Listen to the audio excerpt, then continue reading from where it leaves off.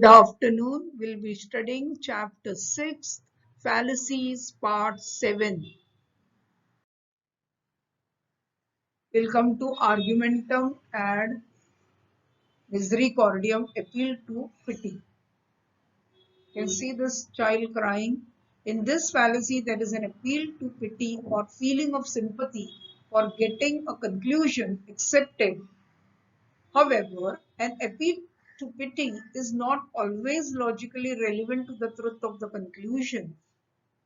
Let us see the definition. Fallacy of argumentum ad misericordiam is committed when someone tries to win support for an argument by making an appeal to feeling of pity or sympathy. It is very common in courtroom when the defense attorney is unable to offer good reasons for his client's defense. He may appeal to pity as a last attempt to save the client from being punished. Let us take few examples. Gentlemen of jury, I earnestly make an appeal to you to sympathize with my client, who is a pretty young widow with tear-stained face, mourning and holding a newborn baby in her arms. Here the fallacy of argumentum ad misericordiam is committed because in this example, the lawyer tries to win support for his client by an appeal to the feeling of pity so that the jury will forgive his client. Let us take the second example. Sir, I request you to pardon me. No doubt I am guilty of copying in the examination, but you know that my father is no more and my mother has been suffering from cancer since last 2 years.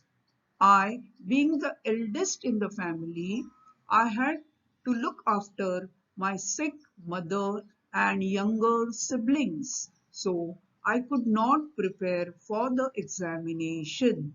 So please have pity on me and forgive me. This argument commits the fallacy of argumentum ad misericordiam because here the girl student tells her teacher to or requests her teacher to pardon her, and she is guilty of copying in the examination, but her conditions are miserable. She says that she has no father and her mother is sick. That is, she is suffering from cancer since last 2 years, and she, being the eldest in the family, had to look after her sick mother and younger siblings, so she could not prepare herself for the examination. Employee to his boss says, Sir, I appeal you not to dismiss me from my job. I have to support my old parents and young children. If I lose my job, my family will have to starve to death. So please have pity on me. Here, the fallacy of argumentum and misericordium is committed because the employee tells his boss to forgive him and not to dismiss him from his job because his conditions are miserable. He has to support his old parents and young children. And if he loses his job, then they will starve to death. Now we come to the next fallacy, sixth one, argumentum ad ignoratium, appeal to ignorance. You can see that he is ignorant in the picture. So there is a question mark. Definition. The fallacy of argumentum ad ignoratium occurs when lack of knowledge or ignorance of the opponent is taken as an evidence to prove one's own point of view.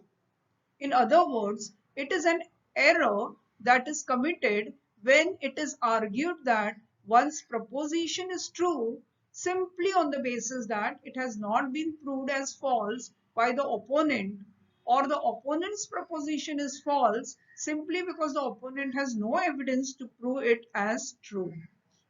Here, our ignorance of how to prove or disprove a proposition clearly does not establish the truth or falsity of the proposition. This kind of argument is not a fallacious argument in the court of law, because as per the guiding principle, court assumes that person is innocent till he is proved to be guilty. Let us take few examples. Mr. Peter said he is courageous because nobody ever told him he is not. In this, we commit the fallacy of argumentum ad ignorantiam, because appeal is made to ignorance. Just because the opponents have no evidence to prove that Peter is not courageous, therefore Peter's statement that he is courageous is considered as true. Let us take second example. Nobody has so far proved that ghosts exist. Therefore, ghosts do not exist. In this example also, we appeal to ignorance. Just because there is no evidence to prove that ghosts exist, therefore ghosts do not exist, this statement is considered to be true. Now let us take another example. We had this law for last 40 years, but nobody talked against it. So this law is correct. Here also we commit the fallacy of argumentum and ignorantium, because for 40 years people were ignorant about that law and nobody has talked against it, that it was bad. So it is correct law. This statement is proved to be true. There is an appeal to ignorance. In this session, we have studied fallacy of argumentum ad misericordiam and fallacy of argumentum ad ignorantiam. Thank you.